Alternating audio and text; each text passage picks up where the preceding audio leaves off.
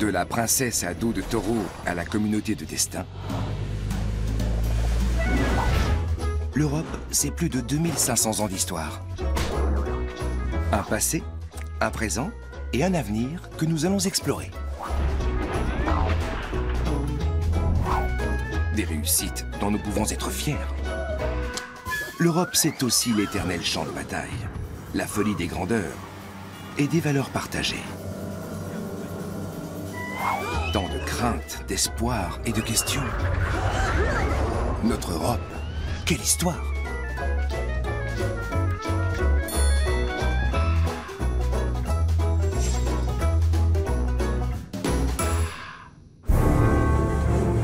Au XIXe siècle, l'Europe atteint une puissance militaire et une capacité d'innovation inédite qui déboucheront sur le cataclysme de 1914. La concurrence devient déterminante dans les relations entre les pays. Chacun recherche la suprématie. L'époque est au nationalisme et à l'individualisme. Les Européens nourrissent des prétentions sans précédent et s'imaginent être destinés à civiliser le monde. Une vision qui fera d'innombrables victimes.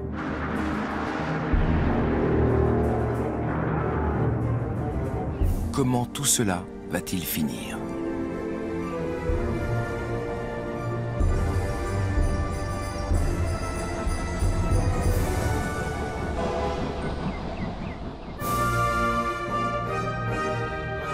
Règne, Britannia, règne sur les mers.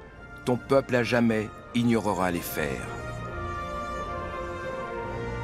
Première puissance du continent grâce à son empire, le Royaume-Uni suscite l'admiration. Londres est un pôle d'attraction qui compte déjà plus de 2 millions d'habitants au milieu du XIXe siècle. C'est la première ville d'Europe et la plus riche au monde.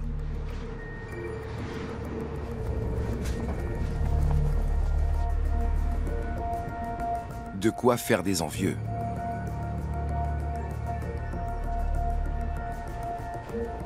L'année 1863 voit la mise en service du premier métro de la planète. Imaginé par un notaire londonien, il va révolutionner les villes d'Europe. Actuellement, le Tube accueille plus de 3,5 millions de voyageurs par jour. À l'époque déjà, c'est la ruée vers les places assises. Enveloppés dans la fumée épaisse des locomotives, les passagers toussent et peinent à respirer. On peut s'en faire une idée grâce à cette rame historique.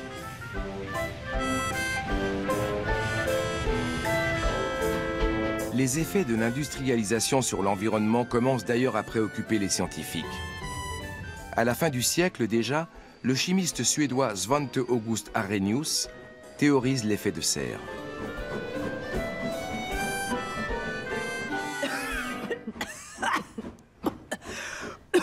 C'est quand déjà la prochaine conférence sur le climat?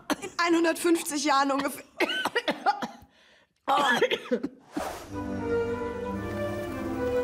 Mais la pollution n'émeut pas grand monde pour l'instant, et Londres veut surtout montrer l'étendue de son savoir-faire. Lors de la première exposition universelle en 1851, le Royaume-Uni offre l'image d'une puissance innovante. Il fait construire pour l'occasion le Crystal Palace, un immense édifice moderne de verre et de métal dans le sud de Hyde Park.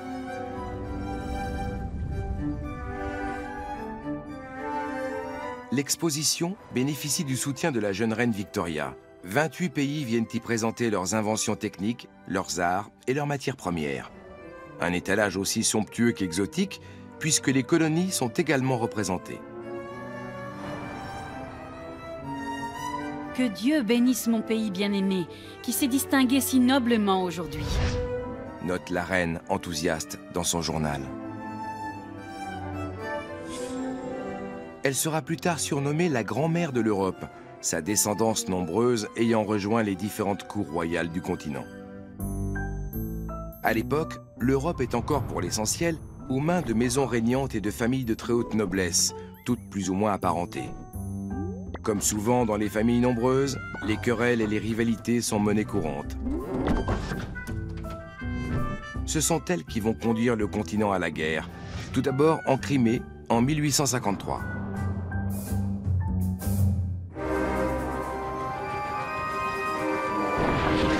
Le contexte, l'Empire ottoman est affaibli, à tel point qu'on le surnomme l'homme malade de l'Europe. Voyant émerger un déficit d'autorité au bord de la mer Noire, la Russie de Nicolas Ier en profite pour attaquer. Français et Britanniques déploient leurs forces pour épauler les Ottomans. Le conflit remet en question l'équilibre des puissances en Europe. La bataille décisive a lieu à Sébastopol, ville porteuse d'une grande charge symbolique pour les Russes.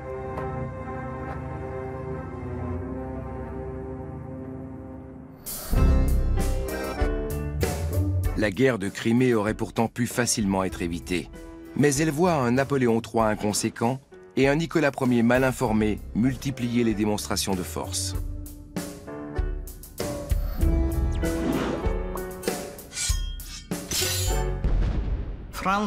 La France de Napoléon III voulait une guerre rapide et une victoire assurée. L'Angleterre espérait la disparition de la puissance maritime russe. La Confédération germanique, et notamment la Prusse, comptait sur un affaiblissement de la Russie.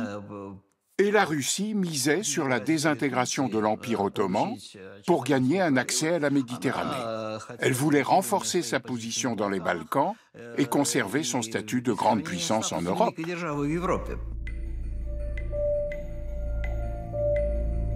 La guerre de Crimée est la première à être couverte par la photographie. Les civils découvrent effarés les premières images non censurées en provenance du front, avec de lourdes conséquences, notamment pour les vaincus.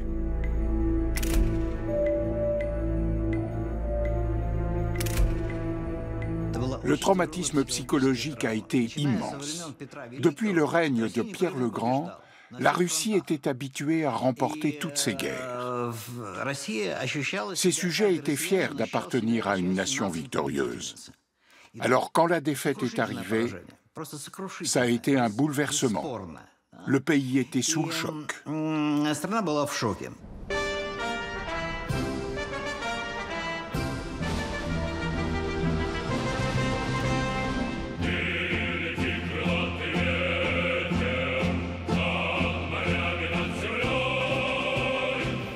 Une humiliation qui hante encore les Russes de nos jours.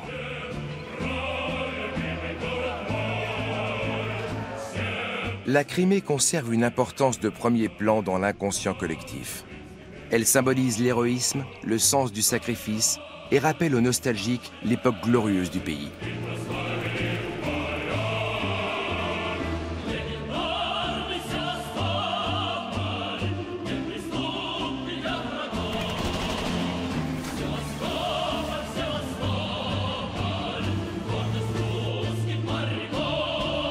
En 2014, comme pour prendre une revanche tardive, la Russie est de retour en Crimée.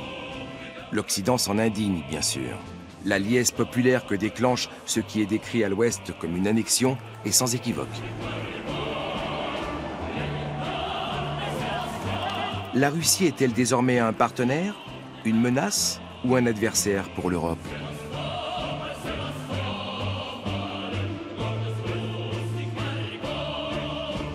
После тяжелого, длительного, изнурительного плавания Крым и Севастополь возвращаются в родную гавань. К родным берегам, в порт постоянной приписки, в Россию.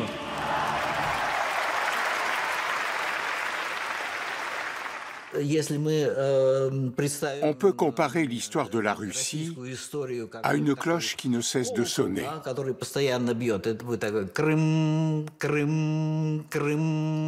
Crimée, vous comprenez ?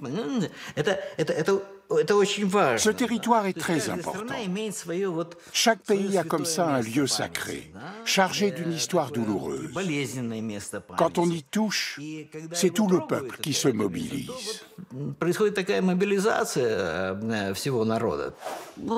Mir schwirrt der Kopf. Osmanen, Russen, Briten, Italiener, Franzosen. Es war ja die reinste Generalprobe für den Ersten Weltkrieg. Tiens, bah oui, c'est vrai. Vous étiez où, vous les Allemands, à l'époque? Wir waren ausnahmsweise so klug, uns rauszuhalten und galten darum als Drückeberger. Aber wie ging das denn eigentlich los mit der Krim? Alors en fait, ça a commencé, entre autres, avec une dispute à propos de l'église du Saint-Sépulcre, le tombeau du Christ. Jesus wurde nicht auf der Krim begraben. Non, évidemment. Mais bon, Mais pour les Russes, encore aujourd'hui, c'est un lieu saint. L'âme russe n'a pas encore bien compris qu'elle s'est peut-être mis toute l'Europe à dos. Ja, aber was hat die Grabeskirche mit der Krim zu tun? En fait, rien. Mais les grandes puissances se disputaient pour savoir qui aurait les clés à Jérusalem. Die haben sich wegen eines Bunds Schlüssel bekriegt? Sowas kann man für wenig Geld nachmachen lassen. Dann hätte jeder einen gehabt. Non, la clé ne pouvait avoir qu'un seul propriétaire. Alors, malgré une petite escapade par l'Orient, ce qui se jouait ici, en fait, c'est de savoir qui serait le chef de l'Occident et par conséquent, celui de la chrétienté. Also das Übliche, aber warum fochten die das ausgerechnet auf der Krim aus? Ouverture sur la Méditerranée, flotte de la mer Noire, considérations géostratégiques... Aucune idée. Probablement parce que là-bas, on peut passer des super vacances. Ah! Des vacances? Oui. Au XIXe siècle, beaucoup d'Européens découvrent les vacances. Elles ne sont plus réservées à la noblesse et le Britannique Thomas Cook veut mettre le tourisme à la portée de tous. Pas seulement pour envoyer ses compatriotes aux quatre coins du monde, mais aussi et surtout pour les détourner de l'alcool. Grâce aux progrès techniques, les Européens explorent leur propre continent.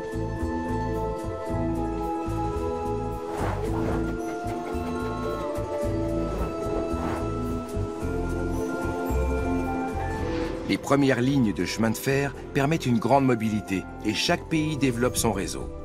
Avec un petit inconvénient, beaucoup adoptent des largeurs de voies différentes.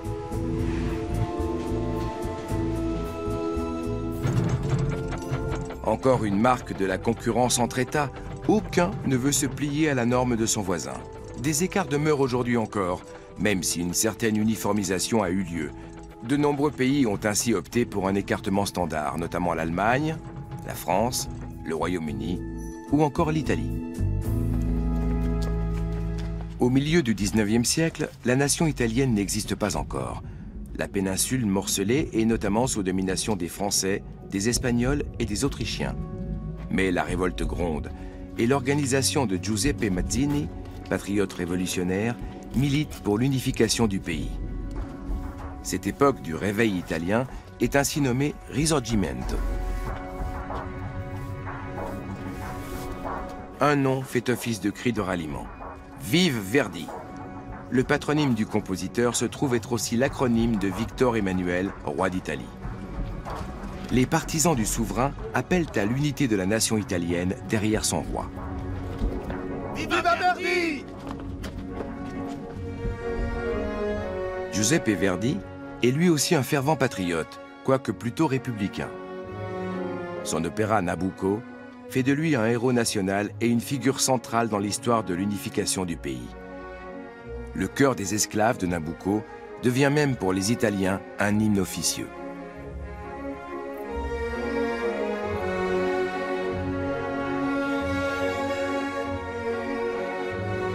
Va, pensée sur tes ailes dorées.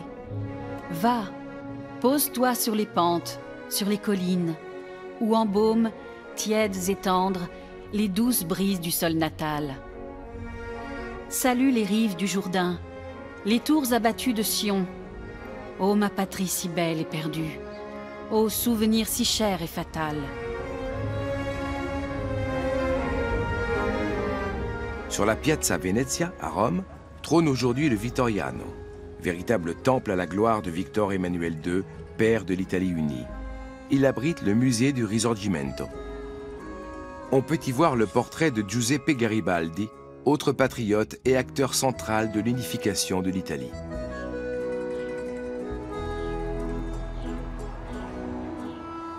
Le chef charismatique fait combattre ses troupes au cri de « Rome ou la mort ».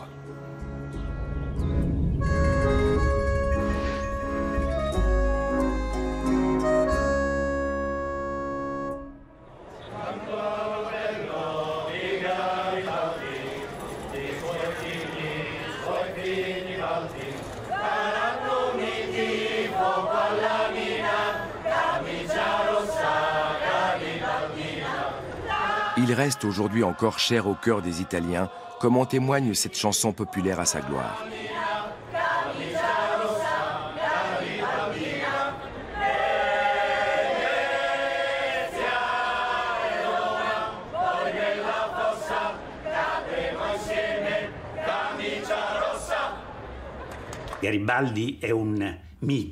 Garibaldi est avant tout un mythe.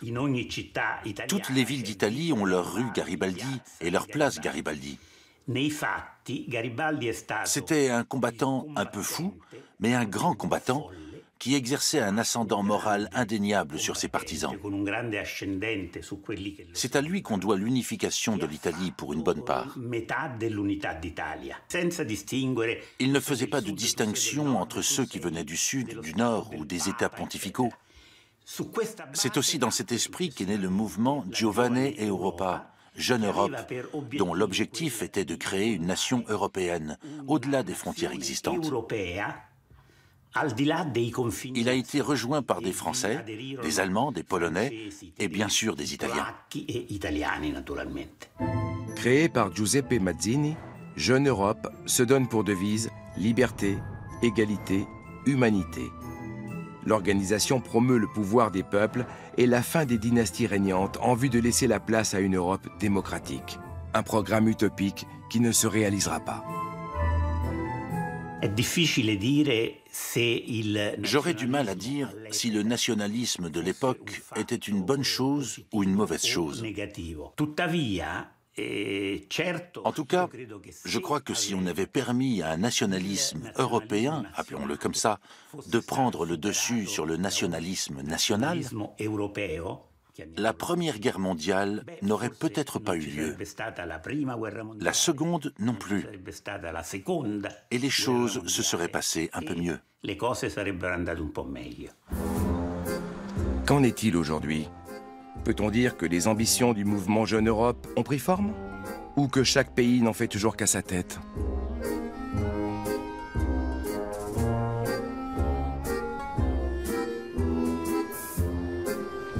Quoi qu'il en soit, l'unification de l'Italie finit par se réaliser et les États pontificaux sont dissous.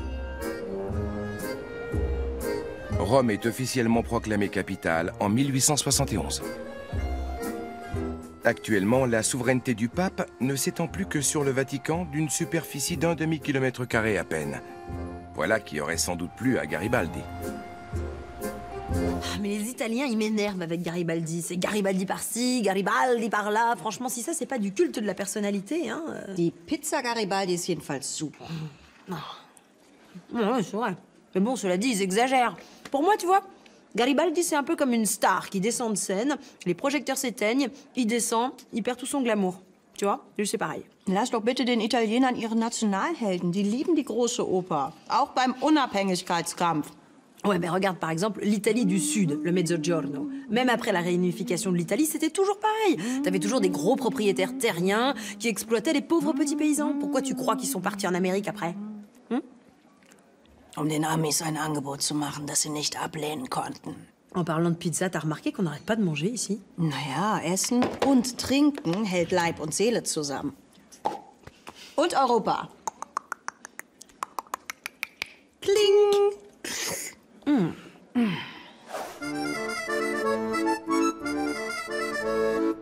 Le 19e siècle est aussi celui d'un renouveau artistique.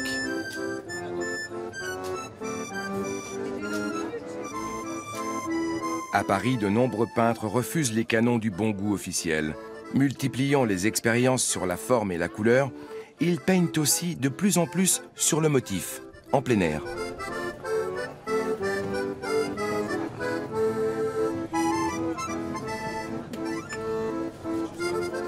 L'art provoque, pèse sur l'opinion publique. Et cela ne plaît pas à tout le monde. La vénérable Académie des Beaux-Arts s'offusque, tandis que le Salon de peinture et de sculpture de Paris refuse d'exposer certains artistes au motif qu'ils peignent des barbouillages, ruisselant d'insanité.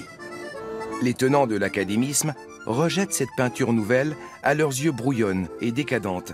Ils sont dépassés par l'art moderne.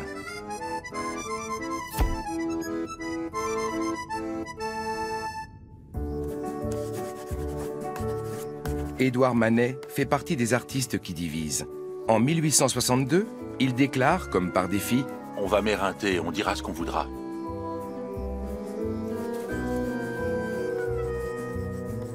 Pour son nouveau tableau, il choisit dans un premier temps un titre délibérément scabreux, La partie carrée.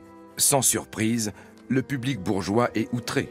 Une femme nue en compagnie de deux hommes vêtus, probablement ses amants, voilà qui est scandaleux pour la société française de cette époque.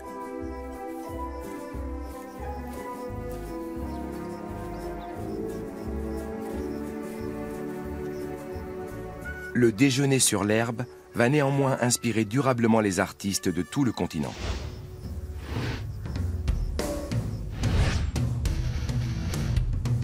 Du groupe britannique Bow Wow Wow, qui le pastiche pour une couverture d'album, à Pablo Picasso.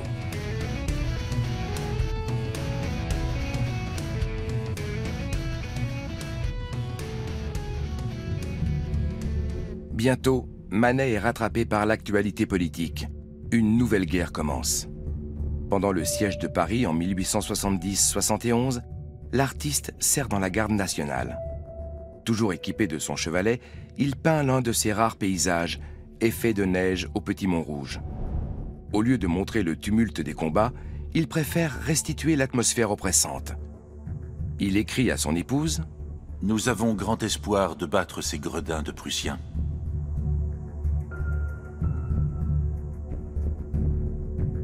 Mais pourquoi tant de haine?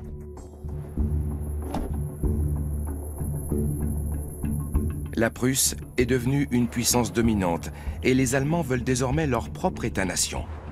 Une ambition qui menace l'équilibre européen. L'empereur Napoléon III se sent cerné, menacé.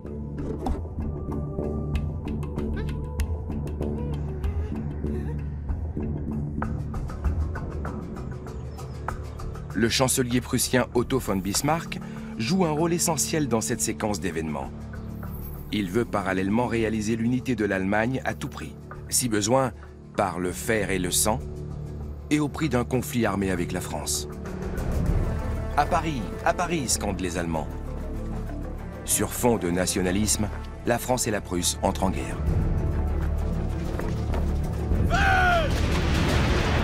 Paris tiendra jusqu'au bout. Paris se défendra jusqu'à la dernière extrémité et Paris, même réduit par la famine, restera la première ville du monde, écrit le Figaro. Mais l'ennemi progresse et remporte bataille sur bataille. Le commandement prussien s'installe à Versailles, symbole du pouvoir absolu et de la grandeur française. C'est un triomphe pour Bismarck, qui a vaincu l'ennemi et réalise dans la foulée l'unification de l'Allemagne. Celle-ci est annoncée dans la Galerie des Glaces en 1871, en même temps que Guillaume Ier est proclamé empereur d'Allemagne. Les acclamations fusent. L'humiliation est sévère pour les Français et aura de lourdes conséquences.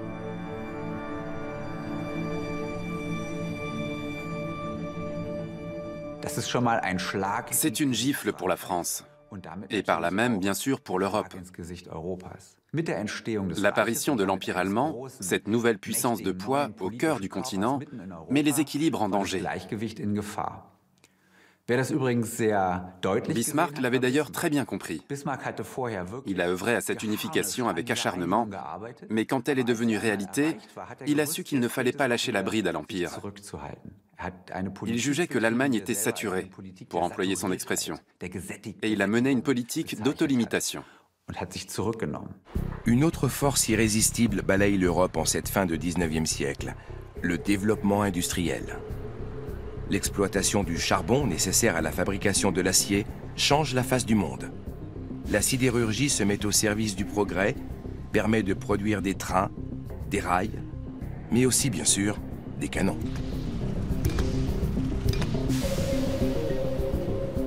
Conjugué à l'exode rural, ce phénomène va faire naître la classe ouvrière et la notion de prolétariat. Cette mutation ne fait pas que des gagnants. Ainsi, dans la vallée de la Wupper, en Rhénanie, les ouvriers vivent dans une misère extrême et endurent des conditions de travail déplorables. De plus, l'industrie fait des ravages sur l'environnement. Le jeune Friedrich Engels, fils rebelle d'un industriel, rédige en 1839 ses Lettres de la vallée de la Wupper, l'une des premières publications de l'époque critiquant ouvertement les inégalités sociales. Dans les usines textiles de son père, les conditions sont terribles. Le travail des enfants est monnaie courante. Le jeune homme relate : il règne une misère effroyable dans les classes inférieures. Mais les riches fabricants ont la conscience élastique, et ce n'est pas un enfant de plus ou de moins laissé en déshérence qui enverra l'âme d'un piétiste en enfer. Contraint de quitter le pays, Engels gagne l'Angleterre, où il aide son ami Karl Marx à rédiger le manifeste du Parti communiste. Voilà. C'est bien dit, un spectre hante l'Europe. Le spectre du communisme. Oui. Prolétaires de tous les pays, unissez-vous. L'injonction commence à se diffuser en Europe et finit par inquiéter le chancelier Bismarck. Enfin tacticien, il décide de parer à tout soulèvement ouvrier en maniant la carotte et le bâton. Il fait ainsi adopter une série de lois interdisant les organisations socialistes, puis un ensemble de réformes qui vont améliorer le quotidien des travailleurs. Ces lois sur l'assurance maladie, les accidents du travail ainsi que l'assurance vieillesse, adoptées dans les années 1880, posent les bases de la sécurité sociale telle que nous la connaissons aujourd'hui en Europe. Bon appétit. Et ce poisson s'appelle vraiment du hareng Bismarck. Genau. Mais franchement, ce type a fondé la nation allemande et en remerciement, on a nommé un poisson mariné en son honneur. Vous êtes parfois un peuple très bizarre, tu sais. Moment, willst du meine persönliche Theorie hören? Évidemment. Der saure Hering, das war sozusagen die Delikatesse des Arbeiters. Und mit dem Bismarck-Hering, da dankten die deutschen Proletarier ihrem Reichskanzler Bismarck quasi für seine fortschrittlichen Sozialgesetze. T'aurais dû être porte-parole du gouvernement à cette époque. Bismarck a surtout édicté ses lois pour forcer les travailleurs au silence. Fakt ist doch, in keinem anderen Land war der Lebensstandard der Arbeiter damals so hoch wie in Deutschland. Ben, je me pose quand même la question.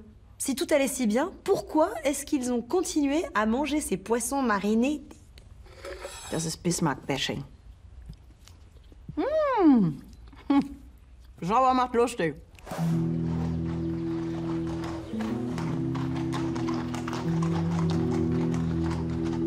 Berlin, 1884. Les nations européennes sont engagées dans une autre forme de concurrence, la course aux colonies, l'hégémonie mondiale. Lorsque Bismarck convoque la conférence de Berlin, c'est pour procéder à des arbitrages. Plus précisément, pour que les pays européens se partagent l'Afrique. Chacun d'entre eux veut sa place au soleil, se voit comme une grande puissance incarnant une domination. La condescendance et le racisme sont portés au pinacle. Les droits de l'homme, si chèrement conquis sur le vieux continent, n'ont pas cours dans les colonies, où règne surtout la loi du plus fort. Le sentiment de supériorité des Européens s'exprime brutalement. Léopold II, roi de Belgique, frappe fort en s'octroyant un territoire qu'il baptise État indépendant du Congo et qui lui appartient en propre. Il s'y comportera en despote absolu. Plus généralement, cette mainmise sur les terres africaines a des conséquences dramatiques. Elle s'accompagne d'une déferlante de violence et d'oppression. Par exemple, au sud-ouest africain, protectorat de l'Empire allemand devenu par la suite la Namibie. Entre la fin du 19e siècle et le début du 20e, le massacre des Herero et des Nama fait près de 80 000 victimes, dont beaucoup meurent de faim et de soif dans le désert du Kalahari. Plus d'un siècle plus tard, ces massacres de masse ont laissé une blessure très profonde dans le pays. Le racisme est notamment théorisé dans l'Essai sur l'inégalité des races humaines de Joseph Arthur de Gobineau. Paru en 1853, l'ouvrage trouve un lectorat enthousiaste. Selon l'auteur, c'est la race des Aryens germains, créée par Dieu, qui est supérieure à toutes les autres et doit servir d'étalon.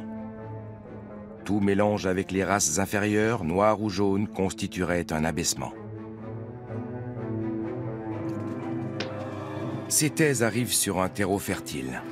C'est l'époque où l'on exhibe des représentants des races jugées inférieures comme des animaux pour divertir le public. Les sinistres zoos humains attirent les foules.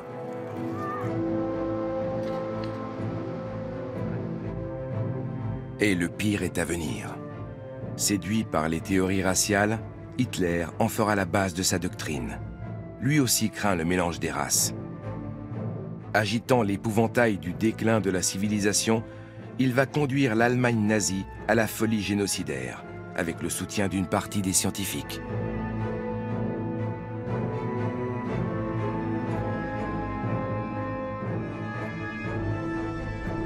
C'est aussi le sentiment de la mission civilisatrice des peuples européens qui alimente la pulsion colonialiste européenne. Retour dans le bassin du Congo. Le massacre des Congolais par l'administration belge a fait quelques 10 millions de morts.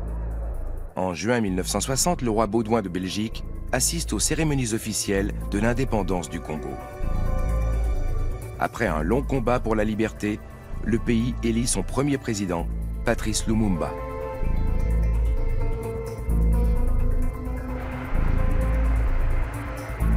La population est en liesse. Mais cela ne dure pas.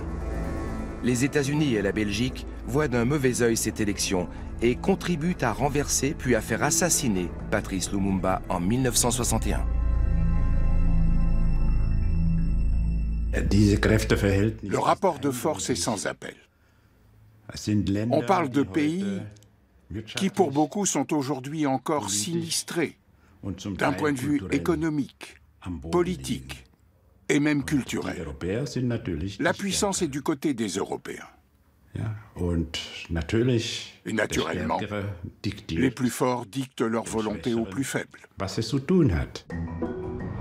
En s'imposant ainsi, l'Europe génère une vive hostilité à son égard dans le monde entier. Au fil de l'évolution de ces empires coloniaux, le vieux continent s'enrichit et accroît son influence.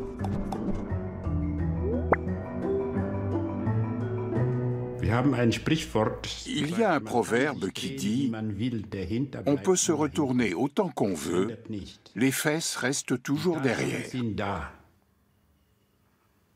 Autrement dit, les faits sont là. On ne peut rien y changer. Les Indiens le savent. Les Amérindiens qui restent le savent aussi. Les Africains également. Selon moi, il est crucial que l'Europe se confronte à sa propre histoire et qu'elle arrête d'essayer d'en dissimuler des pans entiers.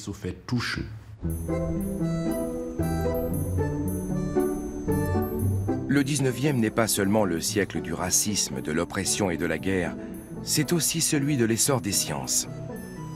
Grâce à de grands esprits comme Louis Pasteur, la santé du commun des mortels s'améliore très nettement.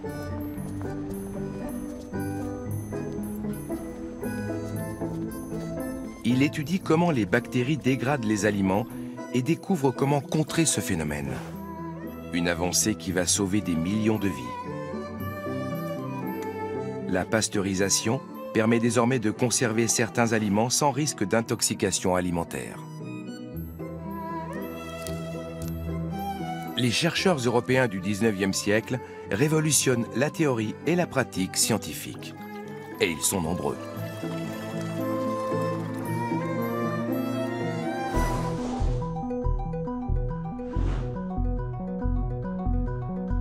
Mais certaines de leurs découvertes sont loin de constituer un bienfait pour l'humanité. Alfred Nobel invente par exemple la dynamite et la fait breveter en 1867. De quoi alimenter les futures guerres, qu'ils le veuillent ou non.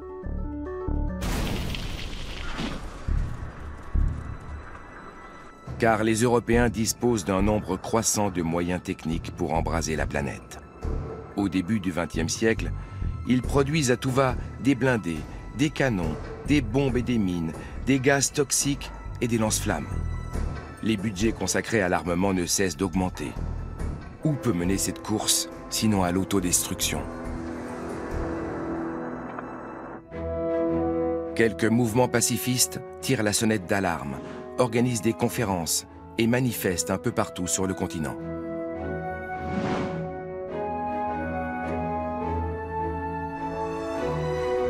Mais l'Europe se berce d'illusions et croit encore en un monde meilleur, plus beau, où la vie serait facile, dans une sorte d'hallucination collective. En 1910-1911, les artistes Franz Marc et August Macke peignent ensemble une vaste fresque intitulée « Le paradis ».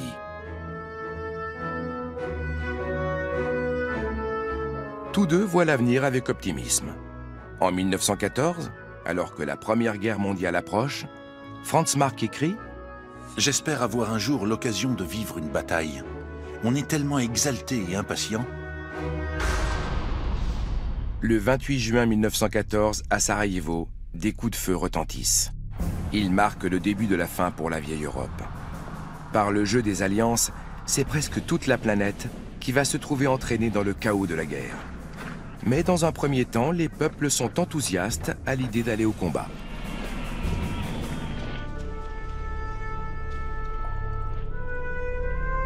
August Macke et Franz Marc partent ainsi au front, la fleur au fusil. En Russie, où les sentiments nationalistes sont tout aussi exacerbés, l'euphorie est grande.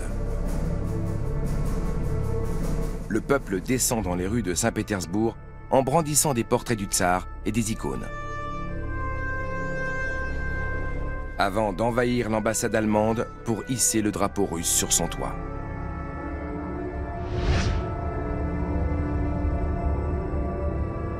Le 17 août, les troupes russes franchissent la frontière allemande.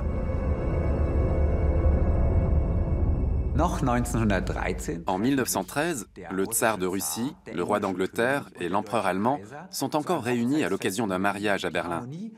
Et tout semble aller pour le mieux. Un an plus tard, ces trois-là sont en guerre. On peut se demander pourquoi les liens de parenté entre les têtes couronnées d'Europe n'ont pas pu empêcher la guerre. Selon moi, même avec les dirigeants en place, le conflit était inévitable.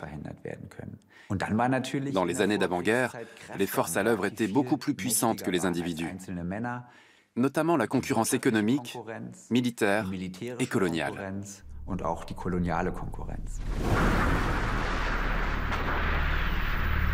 La concurrence, la foi aveugle dans le progrès, mais aussi le nationalisme, précipitent l'Europe dans la tourmente.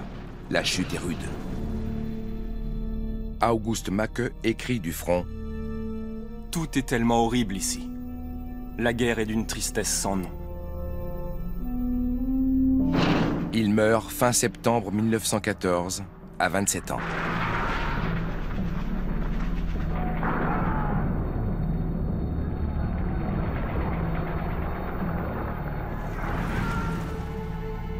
Franz Marc confie quant à lui « Je me sens désespérément seul depuis que j'ai appris la mort d'August. Si désespérément seul, ici en Allemagne. » Il meurt à son tour en mars 1916. L'Europe n'est plus que l'ombre d'elle-même.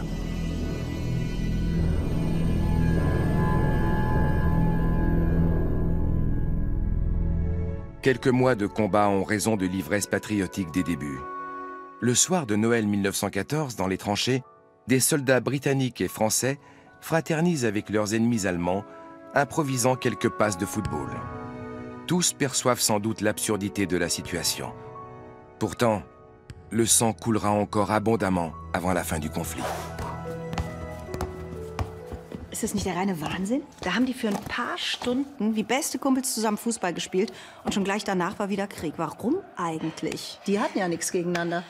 Ouais, enfin, ça montre surtout qu'on peut même s'étriper sans avoir rien l'un contre l'autre. Je trouve ça troublant, moi. Vielleicht hätten die damals besser gleich eine Fußball-EM veranstalten sollen, statt eines Weltkriegs, um ihre Probleme im Stadion auszutragen. La question, c'est de savoir qui se serait proposé comme arbitre en 1914. Du siehst das zu pessimistisch. Heutzutage treffen sich doch auch alle europäischen Nationen friedlich im Stadion, zu Länderspielen, zu Meisterschaften. Et tout de suite après, c'est de nouveau la guerre.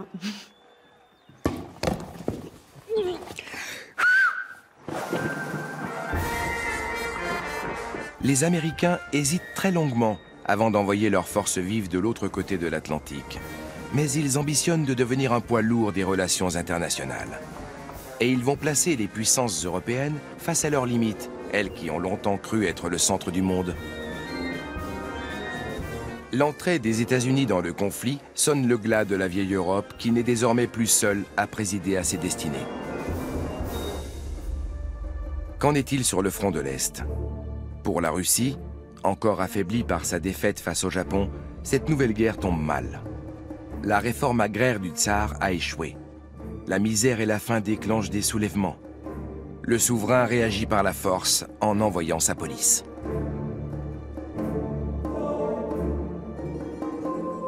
Mais depuis quelques années, un certain Lénine propage des idées nouvelles. Il est à la tête d'un groupe appelé bolcheviks. Leur idéologie fait son chemin et entend mobiliser les masses.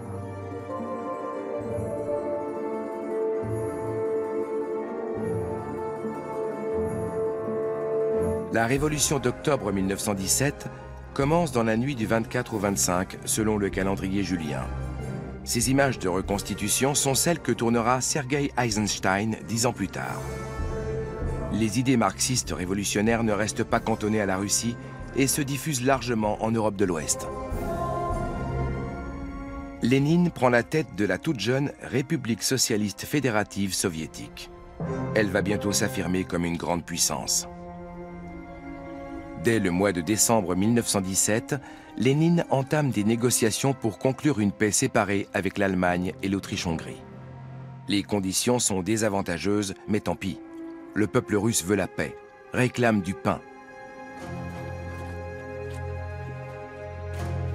La Première Guerre mondiale constitue un traumatisme collectif dont l'Europe ne se relèvera pas complètement. C'est un mélange de nationalisme et d'arrogance qui a conduit à cette autodestruction.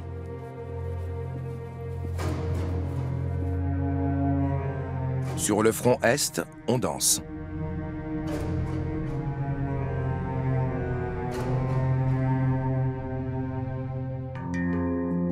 La vieille Europe des dynasties est en déliquescence. Les structures du pouvoir vont s'en trouver bouleversées. Avec l'apparition de nouvelles idéologies, quelle direction va prendre le continent ? Et c'est comme ça que les seigneurs de la vieille Europe, qui voulaient une nouvelle fois s'unir pour faire une démonstration musclée de leur force, se sont finalement abolis eux-mêmes. Incroyable. Europa in Trümmern, eigentlich kein Grund zum Feiern. Trotzdem, danach ging die Party erst richtig los. Das Motto hieß ab jetzt, wir lassen es krachen, in jeder Hinsicht. Jusqu'à ce que tout explose, et là, la fête était vraiment finie.